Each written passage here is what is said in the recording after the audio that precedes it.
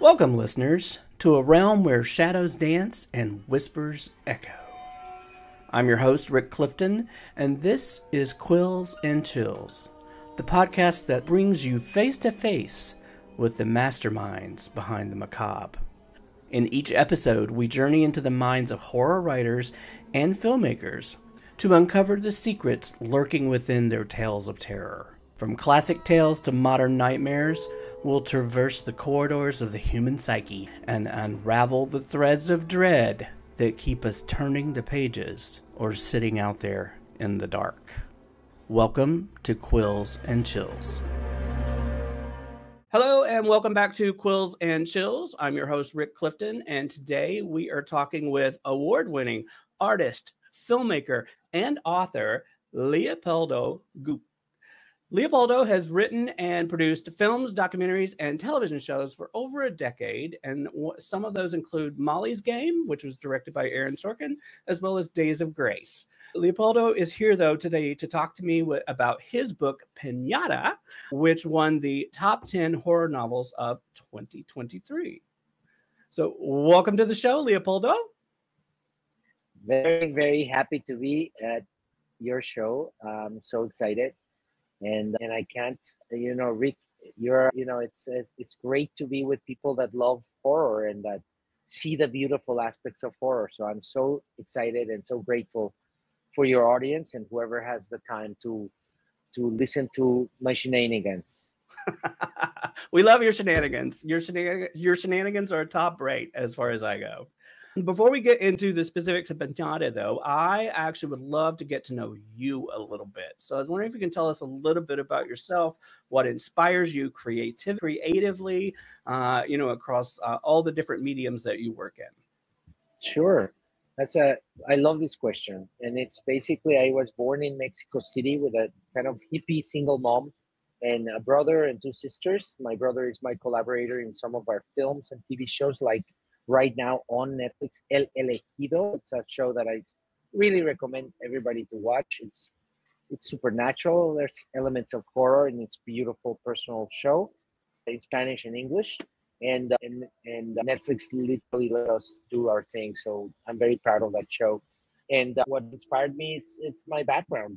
I was, my mother was, we didn't have a lot of money, but we had a lot of culture. Like we had a small apartment where we all, that we all lived there with my mom, and it was full of books and magazines, and intellectuals would come and visit my mom, and painters and artists and poets and philosophers and actors and all sorts of people. Weird people would stay for months and years in our place, and the meals were amazing, and there was a lot of energy, and my mother was at the time doing documentaries and working with the government and bringing, like, for example, the day of against violence to women. And I grew up in the 80s back then, and it was an incredible experience for me seeing a feminist, kind of over the top, powerful woman, like dealing with, Mexican politics and life. And she really inspired me. She passed away a few years ago, but she's still very present in my life.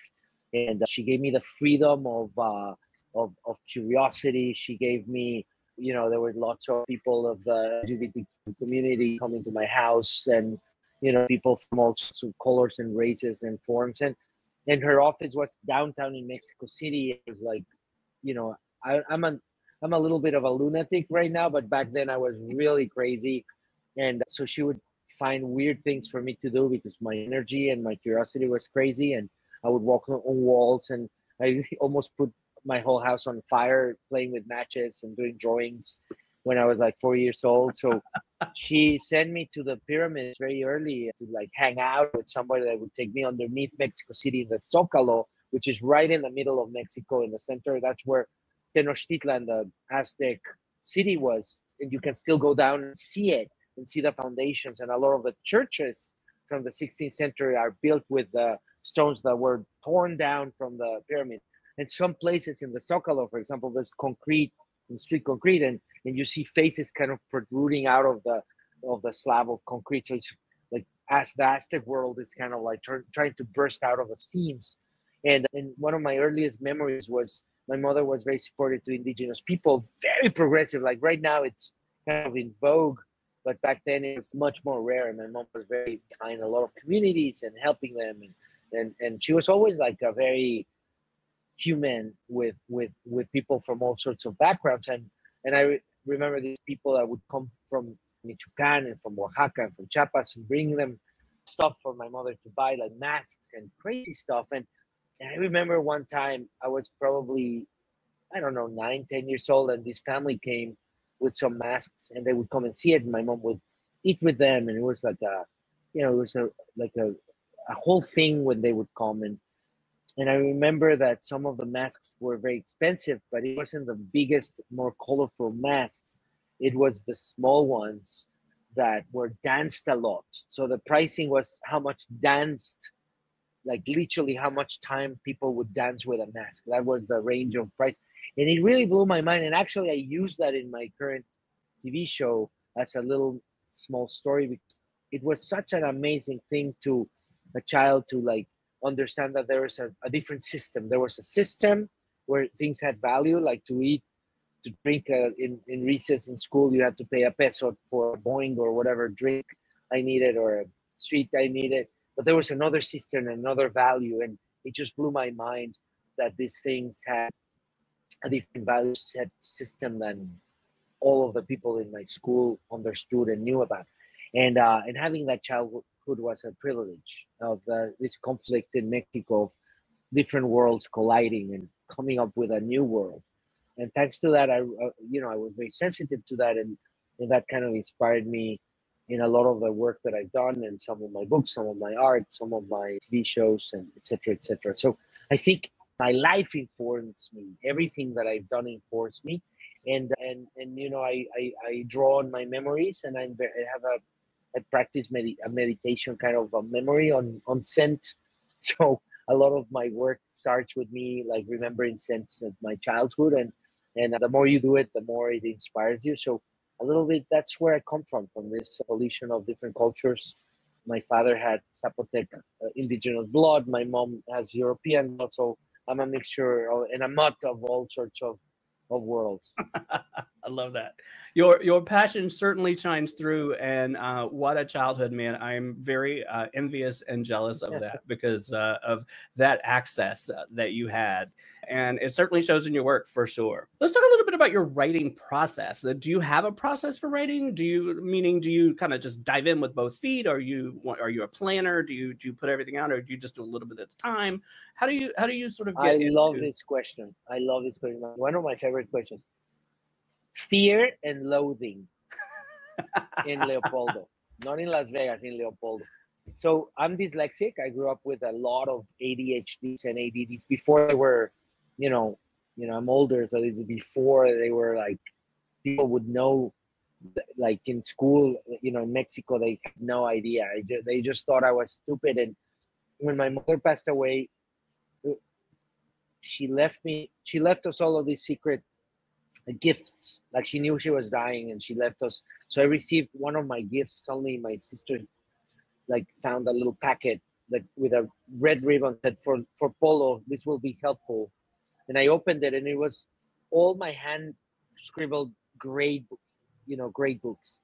Like grades now are by computer. I have kids, and you get an email, but back then you had like a report card.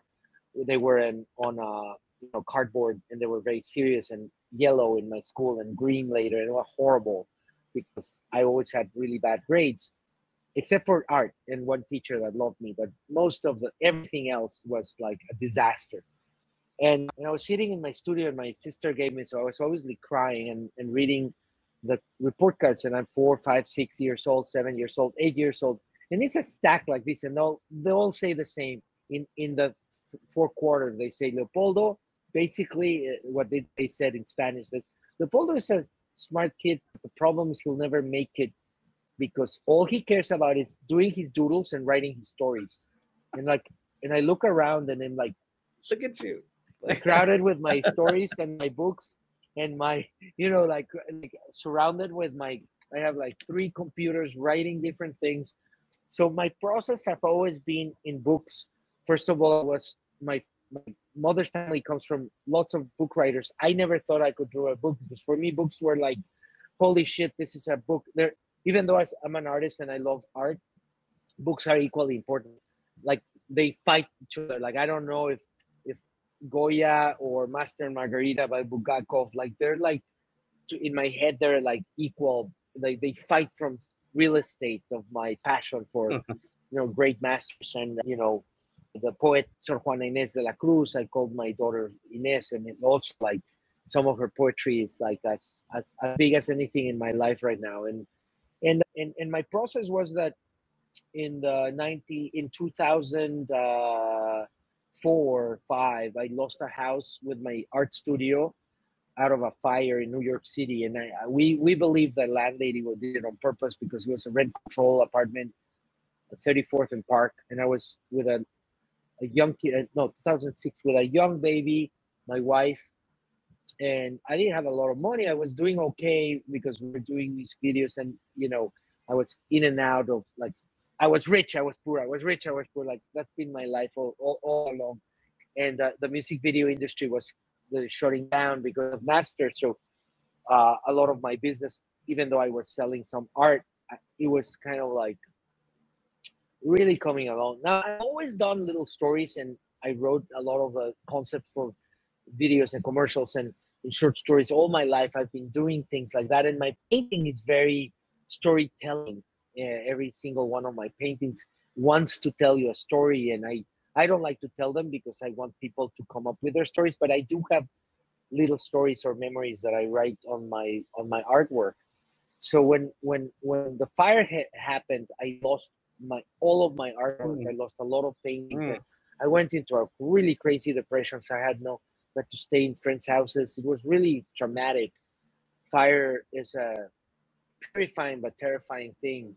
And I started to do, my studio became, my office became, back then it was FedEx Kinkos. So it was like a combination of a FedEx company with Kinkos, which was a photocopy company for all young people who know what photocopies are, because I think that most people don't use them anymore. But they were open 24 hours with light and coffee and water. So I would be there at night shift. Eventually, the guys that would tend for the thing would let me do photocopies for free and take all the coffee they want. And I started to write because I didn't have enough space to do. I was doing drawings, and I started to do the drawings with like stories, and the stories became bigger and bigger and bigger.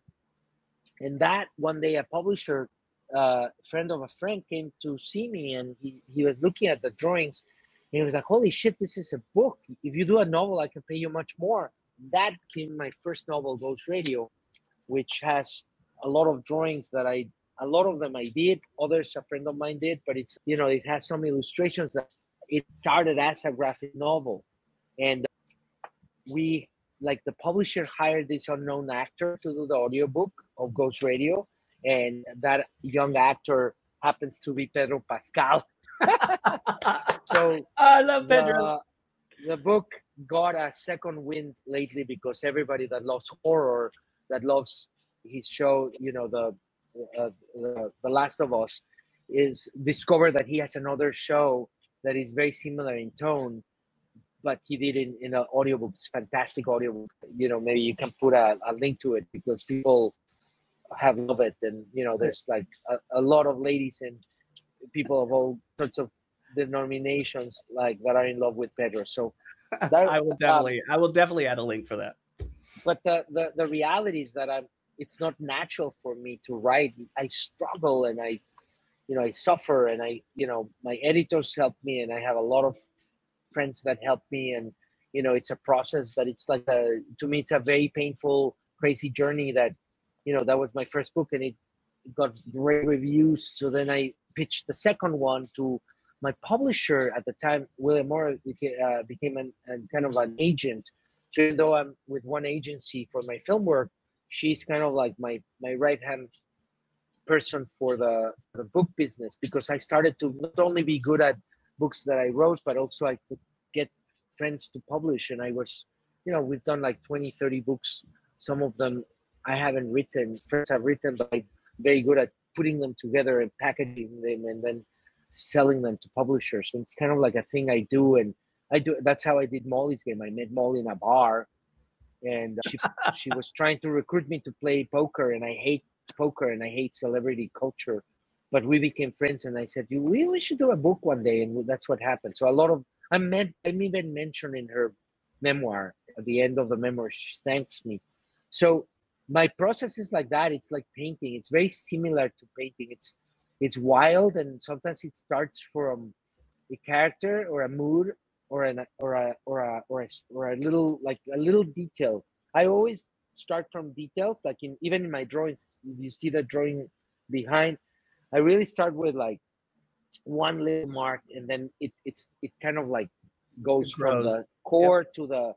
So I'm like a drop of water. Like it comes from like the center, and then it just like spreads. I don't know if that's the best thing to do, or if it's good for everyone. Like it works for you, and that's what's important. It works for me. So the writing process is painful, and I, with the book that we're here to talk about, Piñata, it's literally started with the investigation I've been doing on a bunch of things of of how my culture is forgetting the language, some of the original languages in Mexico, like Nahuatl, and I had this feeling of what happens when you forget a language on the one side, and the sound of a language I'm very bad at languages, but I live in a family with my sisters and my mom. We're amazing at languages. Like my brother speaks perfect French, better than my English, and my sisters speak 4 languages. I'm the only one my brain just didn't work in languages. It's the same way in my family. I have a sister who can sing so beautifully. I have a brother who can draw so amazingly, and I can do neither. So I understand that very, very well. So that process, and then in Piñata, I saw this painting that, and I'm telling you, Piñata is the perfect example of how I write. And I saw this painting that I was so glad that Guillermo del Toro didn't see it, because he would have done this movie already. That it's about this Spaniard priests dragging these children like chains and forcing them to break a piñata. And the piñatas were formed with the painted images of their gods. So it was kind of like a very violent way to not only traumatize a child, but forcing them to eat the inside of their own gods. Kind of a process of shock and awe to change their religion, to force them into submission. So it was so violent and so weird and so scary. And well, let's start there. That is an opening for your book. So let's talk a little bit about Piñata, if we can. Give me just sort of a brief overview before we dive in about what the book itself is about, and then I want to talk specifically about that scene. Yeah, absolutely. And here's Matt. Is a great artist who just came and visited me, so I'm just saying hello to Matt. Hi, Matt. Hi, Matt. We're in a podcast. They say hello. So Matt is a fantastic visual artist who sometimes he lets me collaborate with him. I love collaboration. So yeah, let's start with Piñata. Come and say hello to the podcast, Matt. Matt is a wonderful artist. Hi, podcast. Hi, Matt. So it started visually, and I thought that I was going to do a series of drawings about it, and I started to write it, and it was so scary, the painting that I saw of these priests terrifying these children, and I couldn't get it out of my head, and that was like a trigger. And when I work, I map a lot of ideas, and I draw them, and I start to pull down those ideas into a kind of like a visual dictionary in my vault in my studio. And the drawings sometimes have words, so sometimes I call them my wormholes of kind of like jazz level semi-random investigations, like a detective. And I get obsessive with these themes. And with Piñata, that was that thing. I was like, I felt the fear of those children and that experience. So I started to collect those stories and remember things that happened in my childhood, and like a detective, start to map it up and do paintings and drawings and write and read and see the work and go to in Mexico. I'm fortunate that every year I've been going to Mexico, where I grew up, and like I did the TV show there, and I spent time there observing the art of the Nahuatl people that asked, some of them were Aztecs, there was many nations, many languages, but I was focused on the Nahuatl because that painting was of Nahuatl children. And that's where it started, with the sound of the Nahuatl. So then I started to befriend people that speak it fluently and try to understand the sound of it. And that's where the trigger came in. That's where I saw the whole thing. Love that. I think you've frozen. No, I'm good. I'm good. Okay, all right, cool, great. So the story itself centers around Carmen and her two daughters. And hearing you talk about yourself, I see a lot of you in Luna. Let's talk a little bit about sort of what their story arc is and the characterization. How did you create these very compelling and very relatable characters? Yes, you're right. There's elements of myself in a lot of the characters, but I have a daughter who was, when I started writing Piñata and Monarca, my other book, was pretty much in that transition from girl to 12 to 13. And that I was a basket case. It was very scary and sad and like and beautiful and happy at the same time, because we were living through the pandemic and it was horrible on one side to have a teenager trapped in that sort of surreal world.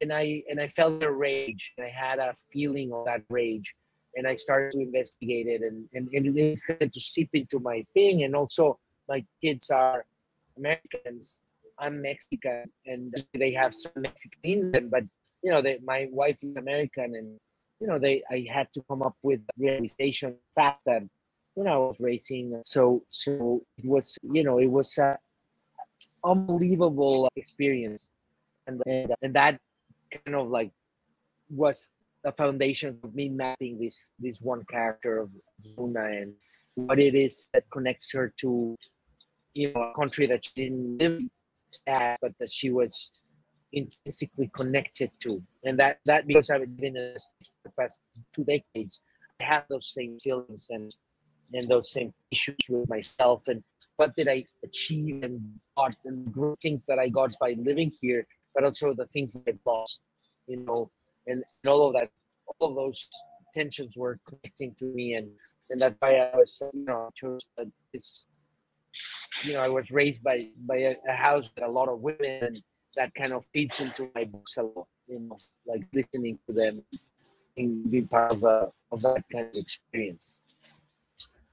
So one of my favorite things about this book is sort of the pacing of it and the scene construction. And as someone who works pretty heavily in film and television, I'm always thinking about like the visualization of it. And as a filmmaker yourself, or as a producer, how much did that weigh into or factor into how you wrote this book? And sort of did your cinematic eye have an influence on how you constructed any of these pieces? Because it certainly felt that way.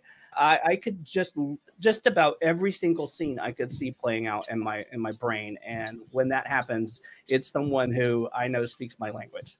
So, well, the thing with me is that all my work is visual. It starts with a visual perspective because I was a painter before I'm a writer, and even though I admire writers more than anything, because I come from that kind of line of my mother revered books. Books were almost more important than obviously more important than money.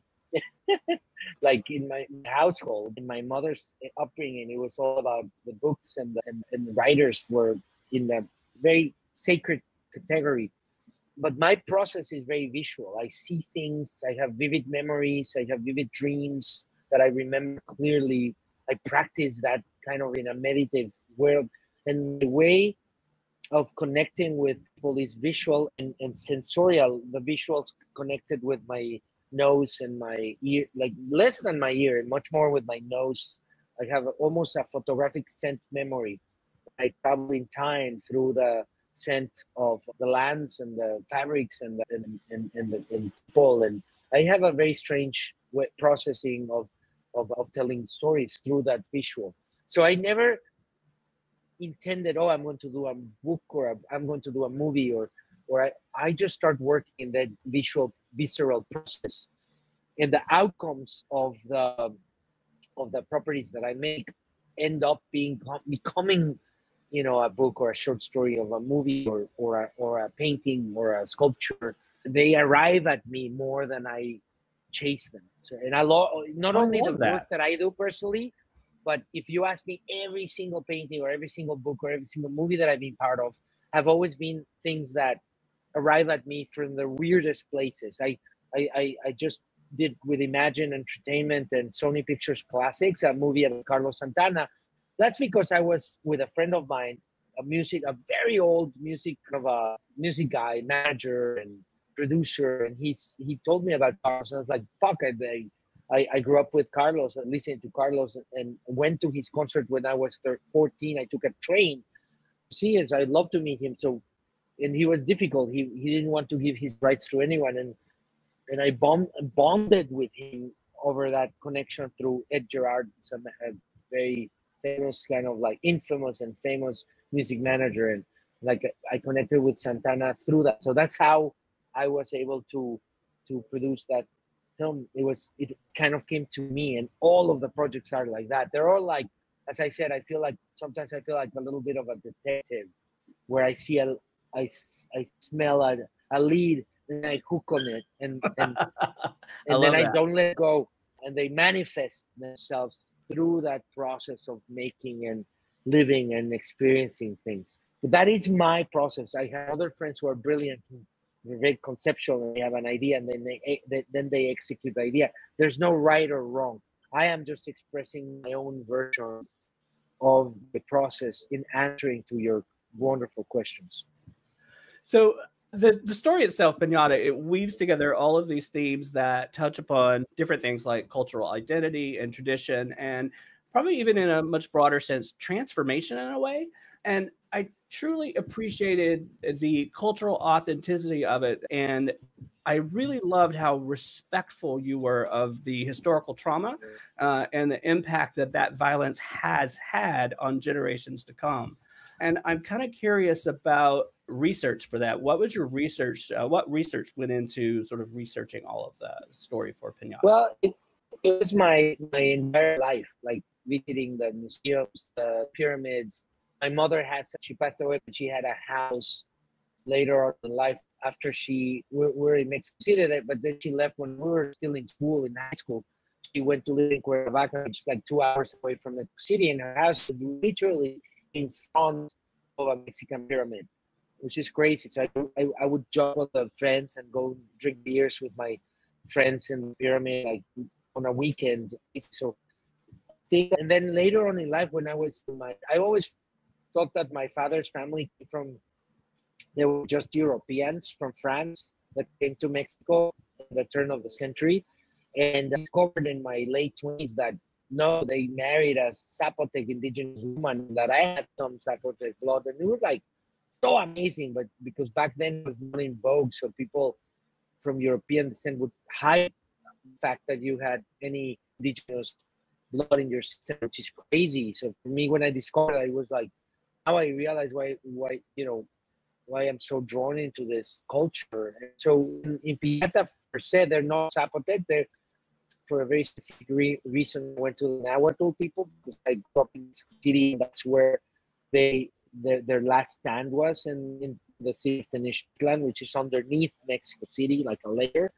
And to me, was what happens with the research was going to meet people that still speak that language, that are descendants on I have an actor friend who appeared in my first movie, who's pretty much an indigenous person, who's amazing. And he became his first movie that he was a star and a lead actor, Tenoch Huerta. He ended up doing very well. Now he's still one of the best Mexican actors, and he did in Black Panther. He was Namor, the bad guy. And he mentions in an article about his character in the New York Times, he mentions his brother. He said, like, before Days of Grace, my first film, I never got invited to lead a movie, and I feel that it was because of my color of my skin. And whenever Leopoldo they gave me an agency, so he gave us a little bit of a hat, and I love that because it was all him. Like he was just the best. he's one of the best actors in Mexico. For us, my brother wrote the script for him because we did a short film with him before, and it was all about him. So we were serving him, you know. So we're very grateful that he was gracious to mention us in his article. But it was all about him. Like, he has the power of 1,000 Mexicans, and he's one of the greatest actors we've ever worked with.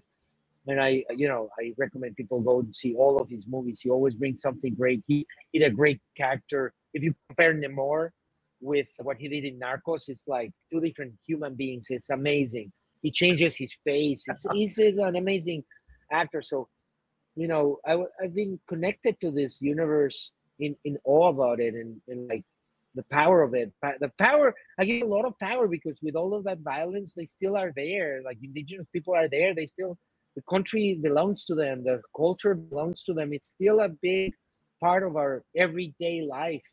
This is an incredible people that survived genocides and all sorts of shit, and they're still there. And so in my novel is deceiving in the way that you think that the bad guy is their gods, and it's not true. It's, I flipped it all over, and I really, like, it's more about how dare we forget that language. And again, I'm very bad at language, so I'm envious of people that can listen to it and speak it, and, you know, and talk with it and understand it, and the sound of it is beautiful. So I felt like, what happens if the power of the gods is within us, saying the word of their language and remembering it. And right. Then during my investigation, I learned that in both in the Sumeria and very old Jewish tradition, there's an amazing word that is abracadabra, which now, you know, they use it in, like, you know, Disney uses it in movies of the magician. The word abracadabra, it comes from two words, abracadabra, which they mean I see and I manifest. I see and I manifest. And it's an incredible Kabbalistic alchemist tradition of coming up with a word, because words had a lot of power. Like, remember, there was words that if you were an Egyptian, if you write it, you would be beheaded, because you cannot say that word. Only the king or the priest can say that word. Right. And that informed me in Piñata. Like, what if the language of the Nahuatl people, if all Mexico would have to learn it, like most Mexicans learn Spanish and English, what if it was a rule that we all have to learn Nahuatl? What wonders that country could be. Like, my country, I think that the more we forget the language, the more we're dependent on the other world, on the first world, and the more that we lose, you know. And I'm not trying to say that revisionist history or anything. I'm just saying that we could learn a lot from them, and we could earn a lot from them, and we could grow a lot if we would connect more with the indigenous people in Mexico, and listen to them, and let them help us with our trip or our existence. Leopoldo, I think that's absolutely beautiful, and that is very much the impression that the book left me with. And I wanted to ask a question. Is there, without spoilers, is there a very pivotal moment or a scene in the book that you feel readers should look forward to? There were a few, but there's one for me, and I'll tell you, well, it's actually three scenes, but it's one incident, and I'll tell you why it was important for me. And it's actually what happens with the three kids from school, Lester and, I'm sorry, is it Albert and Ron? And what that told me about the story is that it's exactly what you were saying. While you initially think that these are villains of the story, what you find out is they're actually not. And sort of their reasons for what happened to these three characters, to me, that was the turning point for me. I was like, oh, okay, I'm not mad at this. So I'm just wondering if there's a moment like that for you in the book. Well, another one for me is in the prologue as well, with Melquiades, and and this one's not a spoiler because it is in the very beginning of the book, but it's when the tree grows from inside of him as sort of you're going to punish these children with branches and switches and such, and their punishment was returned, and I thought that was pretty profound as well. But what in like, they're all little bits and pieces, not one single thing. I mean, like, obviously there is a lot of feelings of like when you are, you're Mexican, you live a long time in the States, and then you go back, and there's a little strangeness about it, like in the, that sometimes I feel my kids could feel like how I was in a party in Mexico, and then I bring in my kids to a party in Mexico, and the vibe of like wanting to belong but not fully belong. Like there's more like sensations that I kind of fed into the book, but not one scene in specific that is meaningful to me, because like my work is very instinctual, very jazz like, very, so I'm sure that a great psychoanalyst would find a million things. I don't do that. Once I finish the book, I'm on into a new thing and telling other stories. Or if I make a movie one day of this, like I want to find a director that will tell the story in their own way. Like I love that. I always go forward. I don't micromanage for the past. I go forward.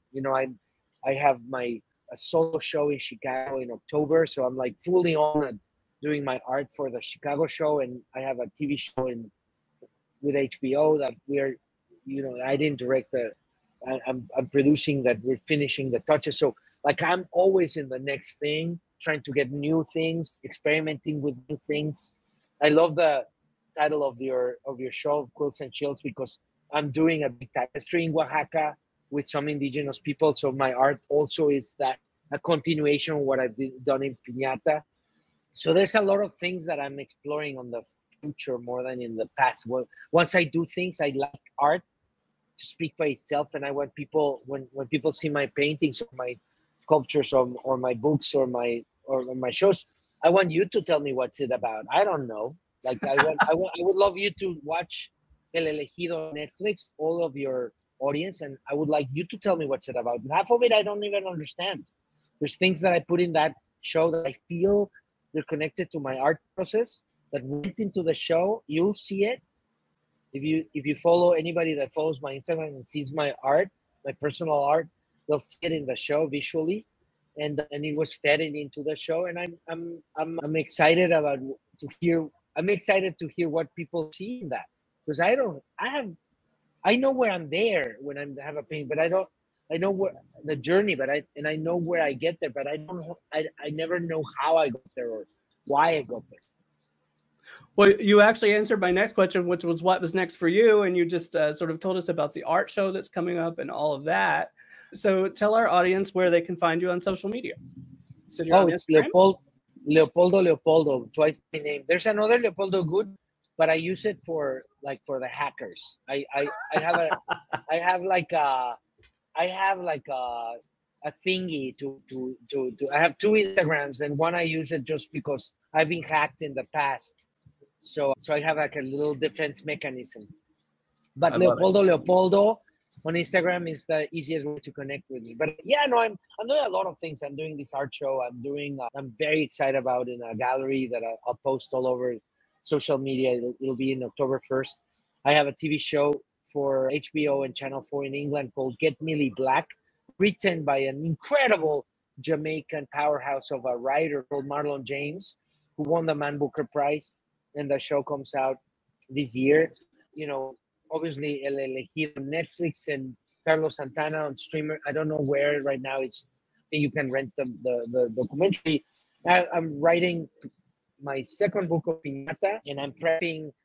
I'm developing an animated movie based on this book, which is my 2003 book, and it's a beautiful animated illustrated book about butterflies that start in Canada and end up in this one forest in Mexico. And I wrote a fable with a ecological kind of thing inside of the fable. And I co-wrote it with this amazing filmmaker and an activist called Eva Arigis, who's been a nature and animal rights activist for all her life. That's why I called her about this story.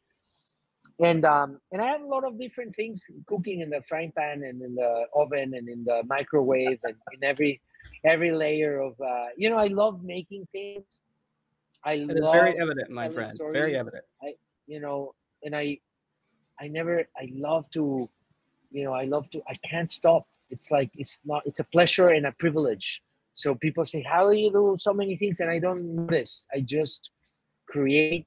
And when you're doing something you love and you're passionate about, it's not work. Yeah, it's right? not work. It's just is. It's what you do. Yeah. So I love it. My beautiful wife, Caitlin, I don't like to say but my partner in crime, Caitlin, she drags me out of the street. She bribes me with, oh, there's amazing fish that you can cook for yourself. And I was like, oh, and I'm hungry, so I'll go and stuff. So I love doing it. I love creating. I don't have creative blocks.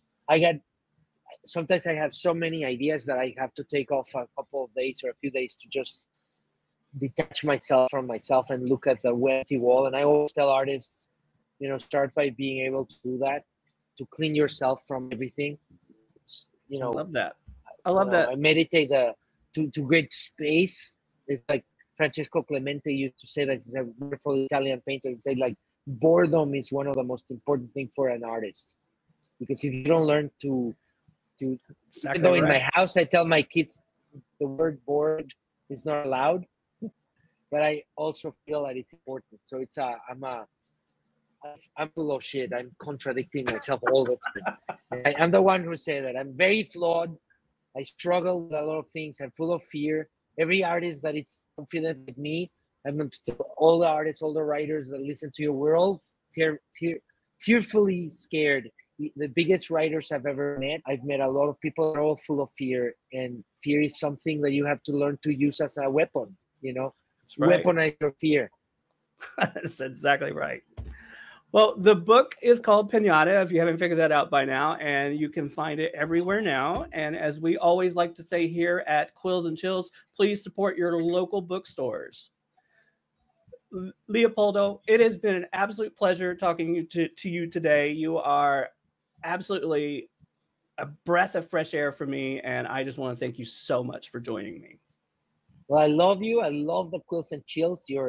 I think the world should have know more about it. I think it should be Quills and Chills metaverse. It should be everywhere. I love it. I love anyone that helps books and helps writers and is part of this beautiful community. I feel like people that read usually are smart and usually are kinder, usually are less racist, less full of shit, more open. It's like I always say, people that like are curious of their neighbor, then when you won. You already won. So Rick, I really know that you already won because you're curious. So your life is better because of your curiosity. It's exactly right. I mean, if you open your world up, your worldview changes so much, and I couldn't have put it better myself. So, all right, thank you all for joining us this week on Quills and Chills, and we'll see you guys next time. Mwah. Thanks for joining me on another episode of Quills and Chills. I hope you enjoyed our deep dive into the mysterious and the haunted. If you're enjoying the show, don't forget to support us by subscribing on your preferred podcast platform and leaving us a rating or review, because your feedback helps keep those chills running down both our spines. And feel free to share the show with your favorite fellow horror enthusiasts. Also, if you guys have any spooky stories, strange encounters, or paranormal experiences of your own, I'd love to hear them. Reach out to me on social media or email me at quillsandchillspodcast@gmail.com. Who knows?